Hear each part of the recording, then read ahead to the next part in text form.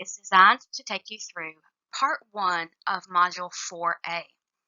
This particular lecture will cover agriculture, animal husbandry, and pest management. So the beginning of Module 4 discusses things that are addressed with land use. In this lesson, we're going to talk about private land, which is land that's used, in this case, for agriculture and animal husbandry. It's important to note that rangelands can also be considered public land, as the majority of it is owned by the federal government and leased to private individuals. Private land in the U.S. is typically used for one of three things: farming, rangelands, or pastures. Let's take a brief overview of farming. There are two major types of farming: subsistence and industrial. Subsistence agriculture is done only for the purpose of feeding a farmer and his family. There's very little surplus left over. Some of that surplus may be stored for the winter or for planting in the next season, or it may be sold at a farmer's market to make some additional money. Subsistence agriculture is also considered intensive. This is because it requires large amounts of human and animal labor in order to produce yields. Subsistence agriculture is also considered low input. This typically means that it requires very little land, fossil fuel, or water use. Additionally, subsistence farmers are more likely to use the process of integrated pest management, which is a sustainable pest management process that is founded on three basic ideas that address the type of pest, the economic tolerable limit, and the available resources, and require four different pillars of action, which we will discuss briefly later. Industrial farming, on the other hand, is extensive. This means that it requires large inputs of land and fossil fuel, water, pesticide, and fertilizer use. It's also called high input for the same reason. Under industrial agriculture, this is done solely for the purpose of making money. Some of that material from these industrial farms may go to the market, but a large majority of it, particularly corn and wheat, are going to be sent to what is called a CAFO, a central animal feeding operation. So one of the things industrial agriculture does isn't grow food to feed families, but grow food to feed animals, to fatten them up quickly for slaughter. In addition to farming, private land can be used for a rangeland. A rangeland is typically a wild area that has been designated as use for livestock. In most cases, areas considered rangelands are federally owned, and they are managed by the Bureau of Land Management, the BLM. The Taylor Grazing Act allows individuals to lease this land from the federal government for the purpose of growing livestock. This act requires that they maintain the quality of the area and that they return it to the federal government in the same or better condition that they received it. Pastures, however, are specifically planted for a particular organism. The organisms that are found on pastures are called ruminants. These are animals that do most of their grazing on grass and have very specially designed stomachs in order to maintain high nutrient quality while still using relatively low calorie foods like grass. Grazing produces some problems. You have the problem of overgrazing and undergrazing, using too much or using too little. That can lead to problems such as desertification or the influx of invasive species into your pasture. You also have to protect what is called the metabolic reserve. This is the basal portion of the grass which allows it to replenish after it's been grazed. And the best way to do this is through using the process of rotational grazing. When we talk about land use, there are three major ideas that we need to keep in mind. First and foremost is the idea of the tragedy of the commons. In large concentrations, this land is owned by everyone or owned in trust by the federal government. We have to think about what our short-term individual gains in terms of food products or profit may mean for our long-term collective losses for the viability of that land in future generations. We also have to think about externalities, those things that we can't control that may affect the quality and ability of our soils to produce the food that we need. And lastly, we need to think about maximum sustainable yield. What is the highest value of this resource that we can use while still having enough of it left over to replenish in the future? Remember that the tragedy of the commons is an idea put forth by philosopher Garrett Hardin, who's also responsible for our idea of lifeboat ethics. Tragedy of the commons indicates that short-term individual gains often lead to collective long-term losses. And this is because the tendency of shared limited resources become depleted because they are not regulated. And when many people use a common resource, such as a common pasture or common rangeland, without agreement on regulation, it is very likely to become overused and therefore unusable in the future. Here you can see a visual description of what the tragedy of the commons looks like when we're talking about animal husbandry. You see that we have a plot of land that begins with very few animals on it.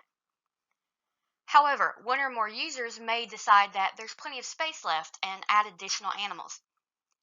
If multiple people make the same decision, eventually you have the common area that is overloaded with animals, and they are using more than their fair share of resources, which will quickly deplete the viability of the grasses and the soil to produce resources for the animals to feed on. Externalities tend to bridge the idea of the tragedy of the commons and maximum sustainable yield. While the tragedy of the commons is a theoretical idea that we have to keep in mind when we're using land, we also have to think about those things that may impact the ability of the soil to produce that may be out of our control. This may be an overabundance of rain or a lack of rain. When we talk about issues in nature and we talk about populations, we're thinking about those density independent factors. These are things that we consider as externalities when we talk about land use. In order to try to maintain the ability of our resources to function while also keeping in mind the tragedy of the commons and externalities, we've adapted this idea called maximum sustainable yield. The maximum sustainable yield is the maximum amount of resources that we can be harvested and used without compromising the integrity of the population for the future. It usually varies case by case and organism by organism, and it is a theoretical process. It's very likely to be impossible for us to be able to identify exactly what the maximum sustainable yield value is for any particular population. This is likely because it's difficult to count every single organism, and there are, of course, those externalities that play into the process. For this reason, it's theoretically sustainable, and maximum sustainable yield is often given as a range of numbers of organisms. A graph of the maximum sustainable yield. First, look to the left. This graph should look familiar as it is a logistic growth curve for case-selected organisms. This graph was used to develop the maximum sustainable yield curve. You'll notice a series of orange arrows showing areas of the graph that are moved up and shifted to the left or the right or moved down. The goal of this is to get that portion where it says fast growth to be the apex of this parabolic curve. If you look to the right, you'll see a maximum sustainable yield curve. The portion that is listed maximum sustainable yield is that fast growth portion on the logistic growth curve. On a maximum sustainable yield curve, we are looking at rate of reproduction on the x-axis and rate of use or yield on the y-axis. There are 6 major components that you should be familiar with and be able to draw and label this kind of maximum sustainable yield curve. Near the very bottom is underuse.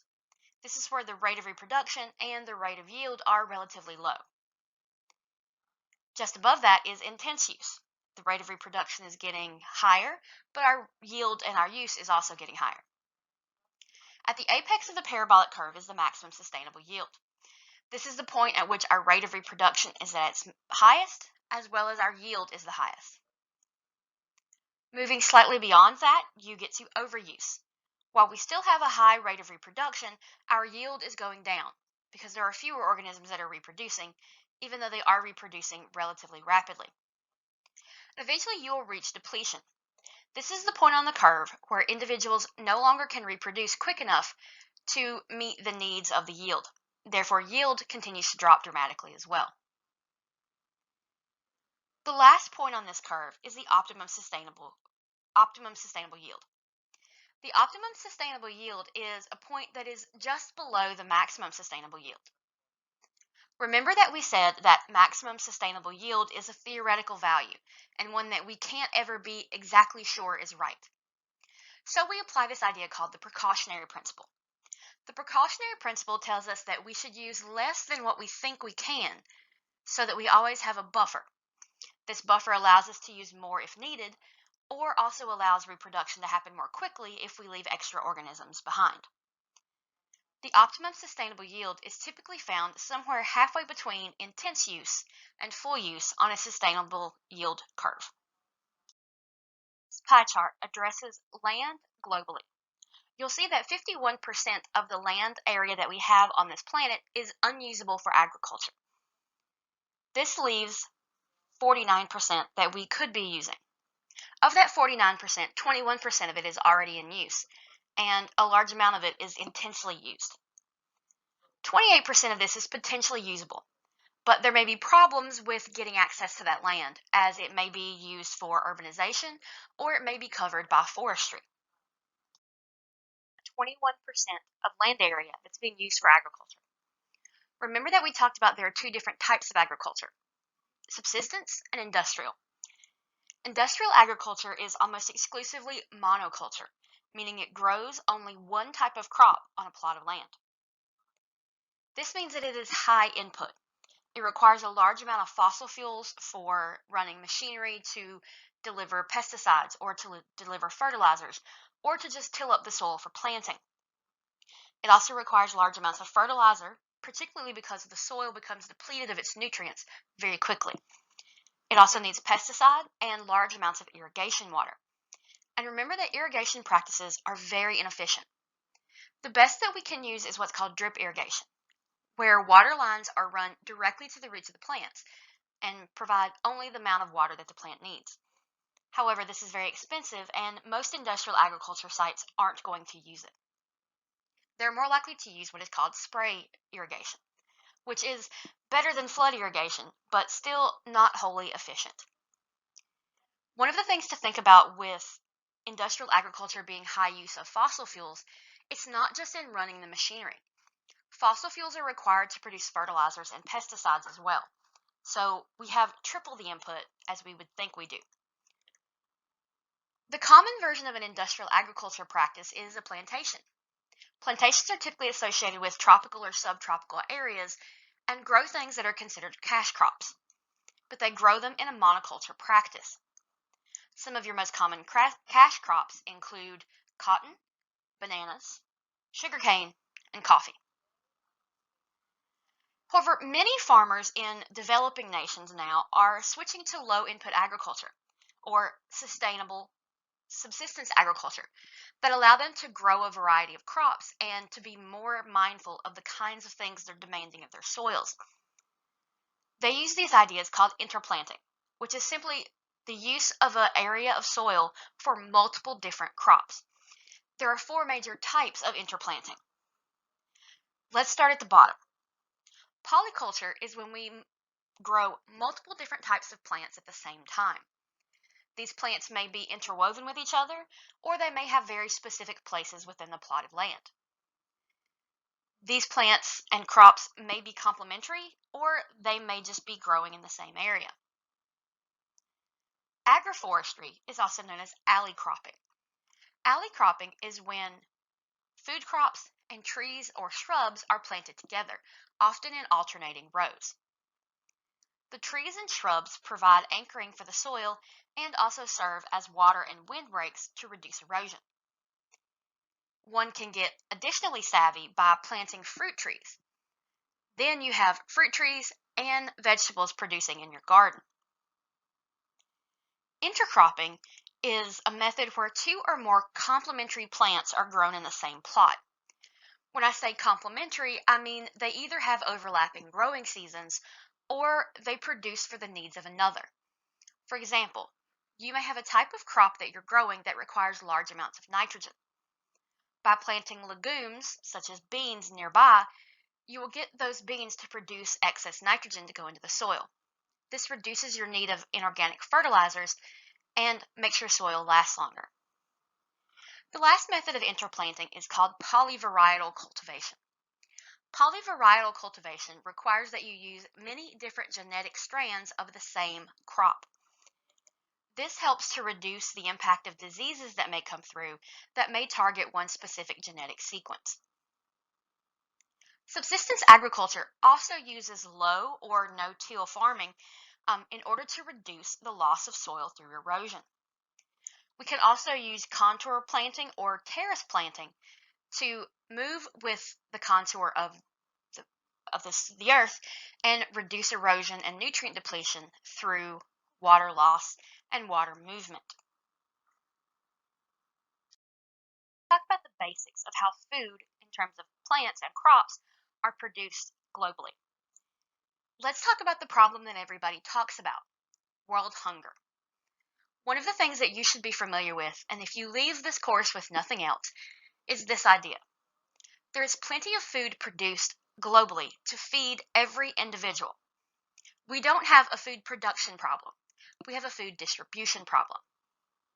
Part of this, you remember, is that a large majority of the crops that are grown on farms in the United States don't make it into the bellies of humans. It goes straight to CAFOs to feed and fatten up things such as cows, pigs, and chickens. In the 1950s, there was a lot of thought going into how do we make our food production more efficient to feed people. This was the beginning of what is called the Green Revolution. Specifically, this is the first Green Revolution. In the first Green Revolution, an individual named Norman Borlaug, Borlaug, was doing multiple experiments with dwarf wheat. By 1967, he was able to develop a strain of fast-growing dwarf varieties of rice and wheat that could grow very quickly and very efficiently in tropical and subtropical areas. These plants were specifically targeted to Mexico and India, both of which had a high population of individuals who did not get their caloric needs met. Remember in populations when we talked about Malthusian population dynamics? Malthus says that human population will grow exponentially, but our food production grows linearly. At some point, we will reach a point of crisis where our food production cannot keep up with our population growth. Norman Borlaug's work, along with that of others in the Green Revolution, allowed us to take our food production and make it match or closely match our population growth.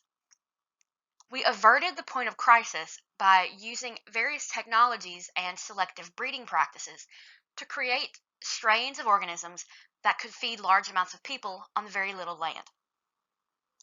It's important to remember that the 1950s also coincided with the rise of industrial agriculture. So the Green Revolution is not only associated with producing higher yields, it's associated with producing those higher yields through higher use of fertilizer, pesticides, fossil fuels, and water.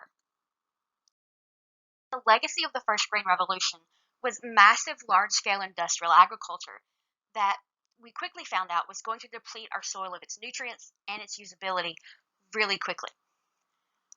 Overall, modern industrial agriculture has a greater harmful environmental impact than it does for providing for human food.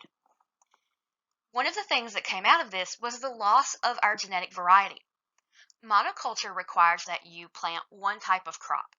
In many cases, it was the same genetic variety of a crop. This meant that when a disease came through that destroyed one genetic strain, the entire population of that crop disappeared. That's why things that are banana flavored and actual bananas don't taste the same. The banana flavoring is derived from a genetic variety of banana that is now extinct. This is really important because in the US, we think we have this illusion of choice of our food products. In reality, 97% of the food plant varieties that we had available in 1940 are completely extinct now. It's very difficult for us to maintain genetic diversity in our foods because of large amounts of monocropping. How did we address this?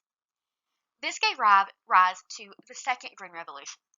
The second green revolution, also called the gene revolution, took place in the late 1900s once we had discovered massive amounts of information about genetics, genetic sequencing, and the ability to move and edit genes from one organism to another.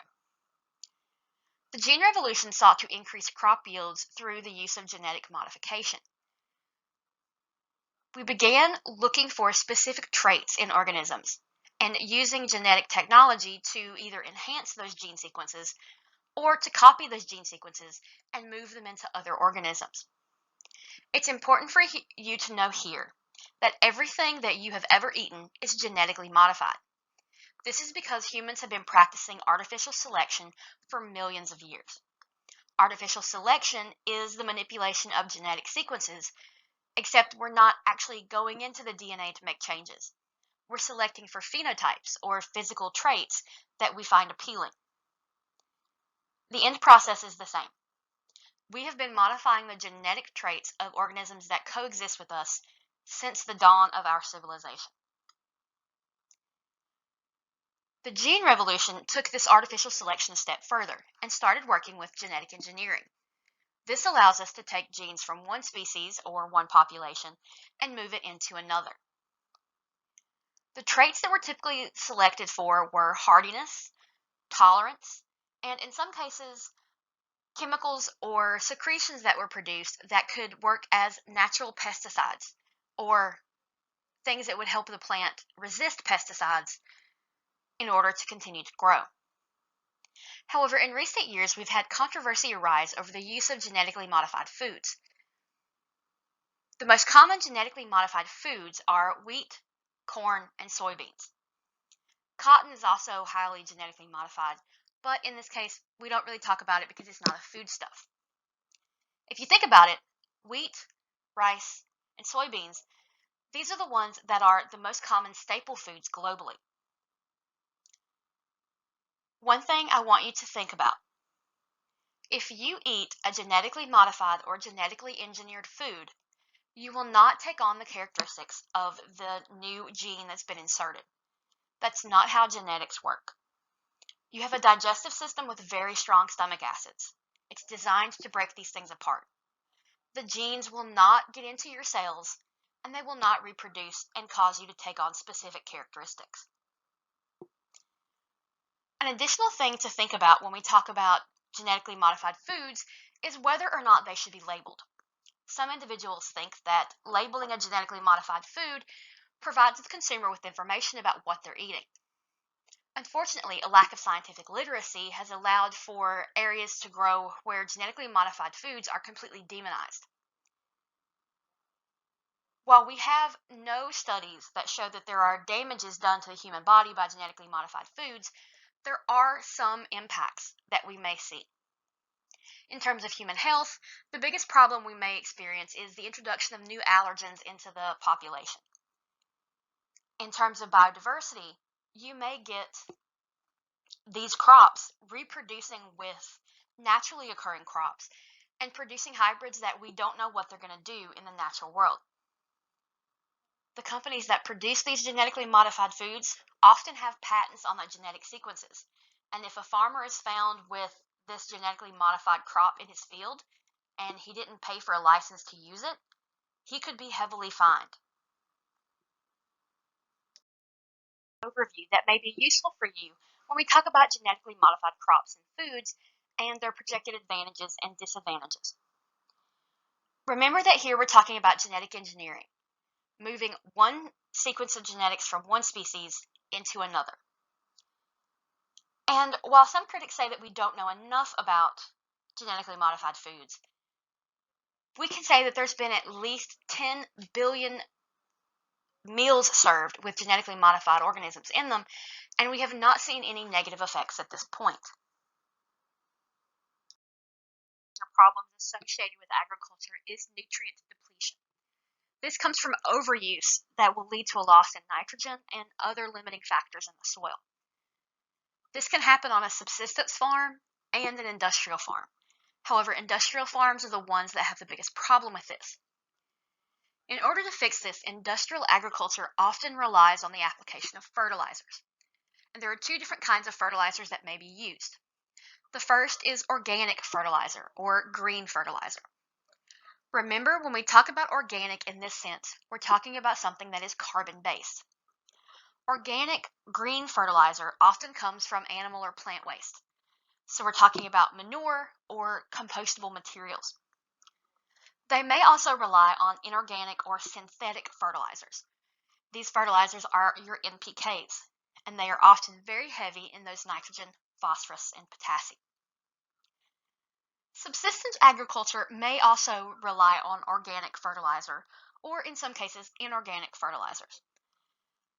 But most often, they're going to use this process called crop rotation, where they move their growing seasons or their growing plots from one place to another, allowing specific plots of land to remain fallow, Fallow, which means that they are left alone and allowed to regenerate over a particular period of time. Additionally, interplanting practices, specifically intercropping, can provide additional nutrients to the soil through the use of complementary plants.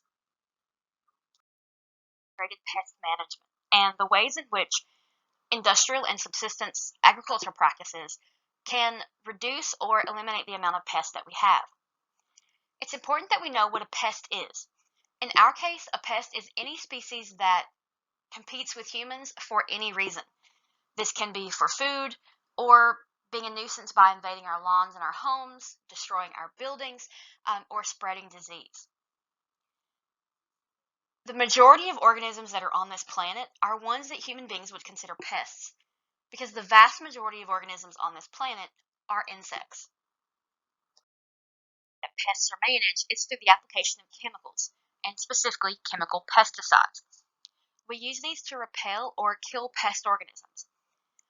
We've done this naturally through using different plants that we notice produce toxic chemicals, or we can also do this synthetically. Keep in mind that the majority of our pesticides that we have now are derived from chemical weapons that were produced in World War I and World War II.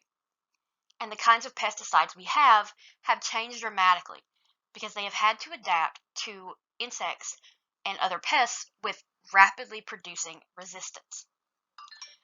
The term pesticide is a very broad idea, and it refers to any chemical that is designed to kill a pest. There are 5 specific types of pesticides you should be familiar with. Insecticides are those that are designed to kill insects. A great example of that is DDT. You have fungicide, which is designed to kill fungi. Herbicide, designed to kill plants. The one that you're most commonly familiar with is probably Roundup. Then you have rodenticide, which is designed to kill rodents, and fumigants, which are more broad-spectrum pesticides.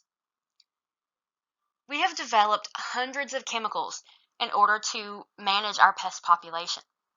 And those pesticides vary in their persistence, or their ability to stay in the ecosystem. The majority of them are what we consider persistent. They stay around for a very long time, specifically those ones that are considered organic, meaning they are carbon-based. DDT and organophosphates are 2 of the worst offenders when it comes to pesticide persistence. And each year, over 250,000 people become sick due to exposure to these different kinds of pesticides. This kind of rapid use of chemical pesticides has led to what's called a superpest or a superbug. When we apply a pesticide, the pesticide is going to kill some members of the population, although others will be left behind. Those that are left behind typically have a resistance to something in that pesticide. We've now reduced our population of our pests to individuals that are resistant. Those individuals will reproduce, and that resistance carries on into the next generation, requiring us to use higher concentrations and higher amounts of the pesticide to achieve the same results. Eventually, that pesticide becomes useless, and we have to develop another one. This one is often stronger and may have more damaging effects on humans and the ecosystem itself. This consistent coevolution of resistance and increased concentration and toxicity of the pesticide is what's called the pesticide treadmill. This has led to the development of second, third, fourth, and even fifth generation pesticides that we've developed to get rid of these now resistant pests. An example of a superpest is the silver whitefly. The silver whitefly can cause over $200 million of damage in the U.S. just in a single year. The continued development of different generations of pesticides has really been a chase for what is called the ideal pesticide. Unfortunately, this thing does not exist. We don't currently have the technology to create a pesticide that will kill only the targeted pest, that will not lead to any evolutionary genetic resistance, that will disappear or break down in the ecosystem into harmless materials after doing its job, and we don't have a way to make it more cost effective than doing nothing. While using chemical pesticides is relatively cheap and is used so often by farmers that it's considered a density independent factor, it does cost a lot of money, but it works. You may be asking, if these chemical pesticides are so dangerous, why are we using them? Well, let's take a look at the advantages and disadvantages. The advantages of using chemical pesticides is that it saves lives by reducing disease vectors in these pests. It also provides increased food supplies, which can help reduce deaths by malnutrition. It is more profitable in terms of cost versus outcome. It typically works very quickly, and if it's used appropriately, can be safe in the recommended doses. Disadvantages, however, are that it promotes genetic resistance, and it kills the natural pest enemies, which can cause trophic cascades and other problems in the ecosystem. It can also create new pest species. Once you wipe out one, there's a whole niche available now for new pests to move in. They tend to be very polluting because they are persistent and they can bioaccumulate and biomagnify in the populations, and in that case, it can cause harm to wildlife and human beings. The good thing is that pesticides are in some way regulated by the United States government. The EPA, the USDA, and the Food and Drug Administration have multiple different ways of looking at these pesticides. We have banned a number of harmful pesticides, such as our persistent organic pollutants, or POPs, and DDT, both of which are on what's called the Dirty Dozen, but a lot of scientists are calling for more strengthening of these regulations. The two major ones that are important are the Federal Insecticide, Fungicide, and Rodenticide Act, also known as FIFRA. This law requires that the government be made aware of the active ingredients in a pesticide and its harmful effects. Unfortunately, we don't have enough manpower to actually go out and look at every single active ingredient in every single pesticide. And in large quantities, we rely on self-reporting by the producers. We've noticed in the past that when you require an industry to self-police, that self-policing becomes very corrupt. Because of that, the EPA has only evaluated about 10% of the active ingredients in used pesticides in the United States. A second law that was introduced was the Pure Food and Drug Act. For our cases, we're talking specifically about the Delaney Clause of the Pure Food and Drug Act. This requires very specific limits on the amounts of chemicals, pesticides, fertilizers, and antibiotics that can be found in a food in order for it to be considered pure. While these laws are on the books and we do attempt to manage them, political changes in the EPA and changes in directors of the FDA and USDA may fluctuate the amount of regulation and the amount of enforcement of these laws. To address this problem of using chemical pesticides, because while we get a lot of benefits from them, we do know they are extremely harmful. The way that we do this is through the process of integrated pest management, which is a more sustainable practice that is designed to reduce your pest population to a tolerable level. IPM does not want to reduce the pest completely and remove it from the ecosystem, but they want to reduce it to a level that is tolerable for the human beings involved. And while IPM requires a large monetary and time investment in the beginning, once the process goes through, it typically becomes much more cost effective than using large scale pesticides over the lifetime of the farm. So, integrated pest management talks about sustainability and the interaction between economics and practicality. There are multiple different components associated with integrated pest management. Let's talk first about the three foundational ideas. All right, I want you to imagine a house. The house is built on the foundation of knowing what your pest is, knowing what the limit you're willing to spend or lose in crop value, and what resources are available to you to combat these pests. That is the foundation of integrated pest management. It requires a large monetary investment, both in buying resources and in training of knowing what your pests are. Now let's take that house and start to build it. Imagine 4 columns holding up the roof of this house.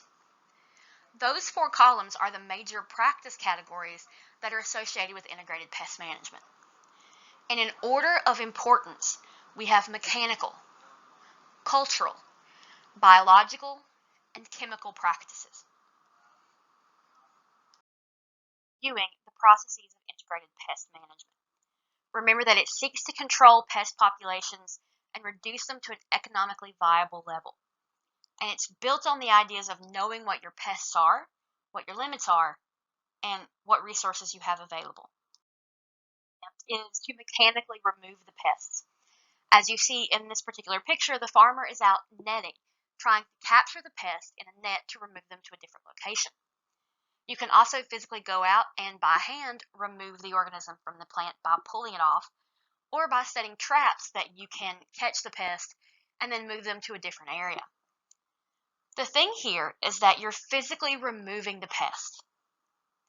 One of the ways farmers do this that is relatively cheap and relatively easy is to use hot water sprays.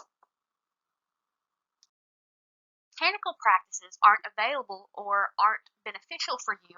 The next step is to use cultural practices. The cultural practices require you to change either what you grow, how you grow it, or where you grow it. Sometimes changing what you grow is difficult because you may be designed to grow a staple crop like corn, wheat, or rice. How you grow it can sometimes be more available for a change. As you see in this graph here, you have an individual who is planting rows of vegetables and then covering them with a tarp to prevent the pests from being able to get to them. You can also change the location of your field. That may reduce the interaction between your field and your pests. Mechanical and cultural methods either aren't available or aren't beneficial. The next thing to go to are biological methods. These biological methods include introducing sterile males, using other genetically designed organisms, adding pheromones or hormones, or introducing the natural predator of a particular pest. All of these things are designed to use the biological activities and practices of a specific organism or group of organisms to reduce your pest population.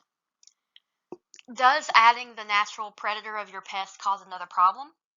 Possibly, but it's better than using large-scale blanket pesticides. One of the things that we do with biological methods of pest control is to design organisms that are either pest resistant or insecticide resistant. These plants can sometimes produce their own pesticide. There is a type of corn called Bt corn.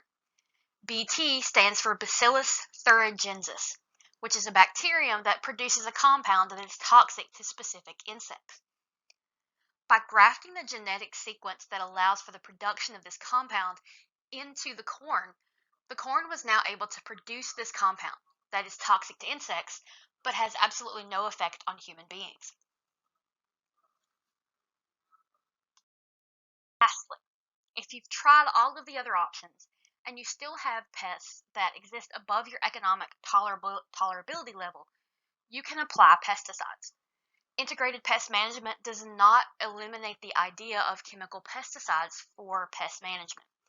However, it relegates pesticides to the last option and requires that they be used in the smallest possible dose, in the smallest possible concentration, for the least amount of time. This is typically used when your pest season and your growing season overlap, and you can spray small amounts of pesticides for that few amount of days or weeks in which your growing seasons and pest seasons overlap. Okay, we've talked about how we grow our food and how we manage pests on these farms. Let's talk about animal husbandry. Animal husbandry is the process of raising animals for their meat, their byproducts, such as cheese or milk, or their body parts after their death, such as their hide to produce leather. About half of the world's meat is produced by livestock grazing on grass. This is a good thing because the ruminant organisms that we eat, such as cows and goats, are designed to eat grass. That's why they're called ruminants. The other half of these are produced in factories, what we call industrial animal husbandry, in these feedlots. Feedlots have densely placed livestock that are fed grain or fish meal.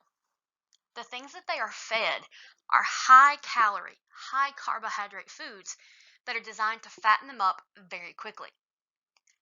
The problem is, on these feedlots, you typically have disease running rampant in addition to several other problems.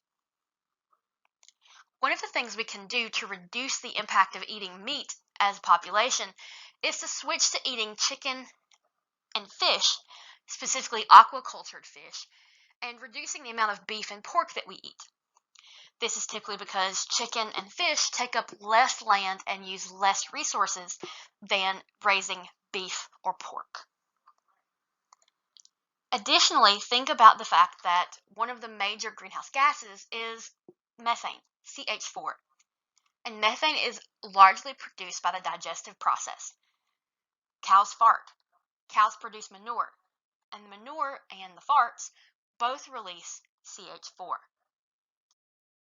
Industrial animal husbandry is another practice of industrial agriculture, and it's a monoculture. These feedlots are focusing on one particular kind of organism, and they're growing them as quickly as they can to get them to slaughter. So they're feeding them very high calorie foods that are typically coming from industrial farms.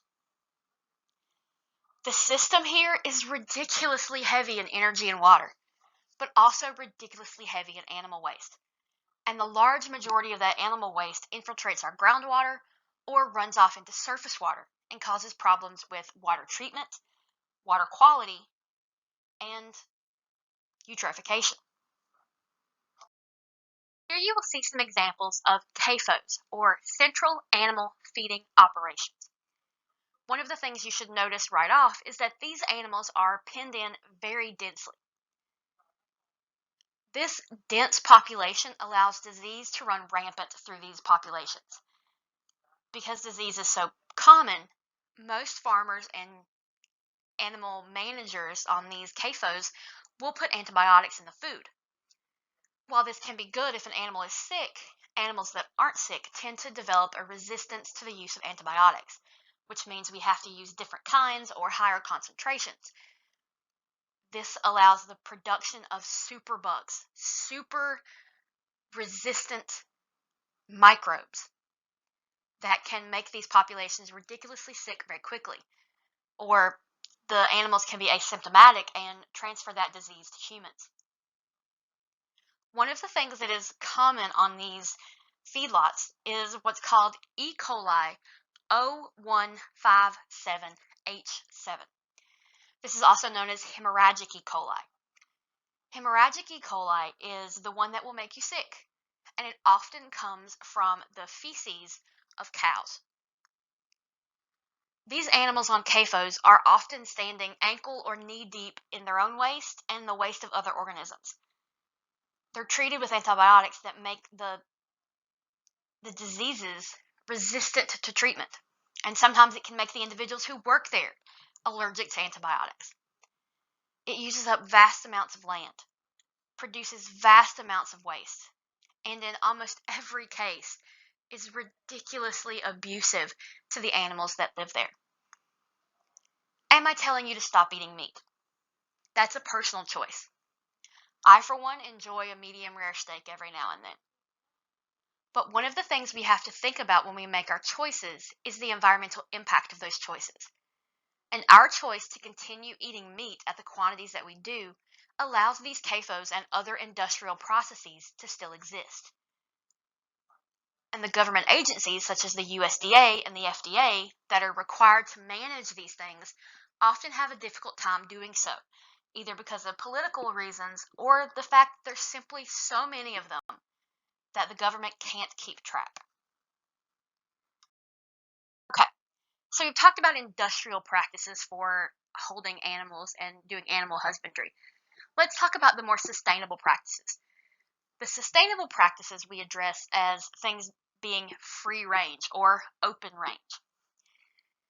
Most of our free range or open range animal husbandry takes place on either a rangeland or a pasture. It's important to keep the two different. Rangelands are naturally uncultivated lands that typically have perennial indigenous grasses. They are permanent. They are highly diversified and they are naturally maintained. In addition, rangelands in the U.S. are typically owned by the federal government in trust for the population.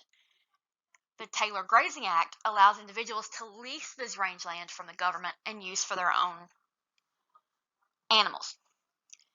Pastures, however, are specifically cultivated with annuals or perennials that are designed for a specific population. These plants can be exotic, non-native, or they could be indigenous. They're typically temporary, and they are artificially maintained. Okay? Both rangelands and pastures can be fenced depending on what the regulations are, but pastures are more often fenced so that they can be artificially maintained. Whether we're on a rangeland or a pasture, it is important for us to maintain the ability of that grass and that soil to produce for further generations of our animals. And the main way that we do this is by preserving what is called the metabolic reserve. If you look in the graph to the upper left, you will see two rows of grasses. As you notice, the bottom half is the basal area of the grass. This is where the metabolic reserve is held. If we have grazing happen to the point where the metabolic reserve is maintained, the grass can regrow and provide food for another round of animals. However, if we have overgrazing in which that metabolic reserve is depleted, that plant can't grow back. That plant will die, and if it happens in large enough quantities and under right conditions, you can turn a pasture or a rangeland into a deserted area. What's the best way to fix this problem? The best way to fix this and to maintain our metabolic reserve and avoid the tragedy of the commons is through the use of rotational grazing, which a brief graph will show you that you simply move your animals from one part of your plot of land to another in a cycle that allows each of those areas to replenish itself when it's left fallow, Fallow, meaning it's being left alone and unused. So what are the benefits of rotational grazing? Beyond being able to maintain your soil quality and your plant quality, you have massive benefits for the animals themselves. First of all, rotational grazing is when these large pastures are broken into sections, often called a paddock. And animals are moved from one paddock to another when they've reduced the plant population by about 50 to 75% of the cover. It takes about 25 to 30 days for a particular paddock to replenish itself. So about every month, you're going to be moving your animals from one paddock to the next. This time also allows for deeper root systems to develop, which can help anchor your soil and reduce the chances of soil loss through wind or water erosion. This also reduces the chances that you're going to have invasion from invasive species. And it also helps avoid the process of undergrazing. But for the animals who are on an open range tend to be much healthier than those who are raised on CAFOs. This is largely because there is sufficient distance between the organisms themselves that they're not walking in each other's feces, and they're not close enough to transmit diseases from one to the other. Maintaining the quality of the soil and the ability of those grasses to continue to grow isn't the only thing we have to do when we talk about animal husbandry and rangelands or pastures. One of the things we have to think about is the quality of the water that is provided for the animals and that is used for irrigation. Areas that typically have large amounts of animals moving through at a single time tend to have areas of open soil, areas where the grass is gone. That area of no grass allows for wind and water erosion and runoff to occur, specifically runoff of animal waste. One of the ways we can protect waterways associated with rangelands and pastures is by the application of what is called a riparian zone. A riparian zone is when we plant very specific plants, trees, and shrubs on the banks of a water system. Those plants are specifically chosen to anchor the soil, to filter the water before it reaches the waterway as it runs off, as well as to do bio and phytoremediation, which is to remove contaminants and chemicals from the water before it reaches the larger waterway. Of rangelands in the United States for animal husbandry. There are two specific laws that you should be familiar with. One we've already talked about, the Taylor Grazing Act, which allows individuals to lease rangeland from the federal government for their own use. However, the Taylor Grazing Act requires that individuals who do this return the land back to the property ownership of the government in better or the same condition as they got it. Additionally, you have the Homestead Act, which is relatively out of date, but it set the foundation for these rangelands and the federal government ownership of them. The Homestead Act was enacted during the westward expansion of the United States, which gave individuals a certain amount of land if they were willing to move and settle the West. The Homestead Act is largely responsible for the development of the Midwest and the large amounts of farms and rangelands that are found from Montana down to Texas.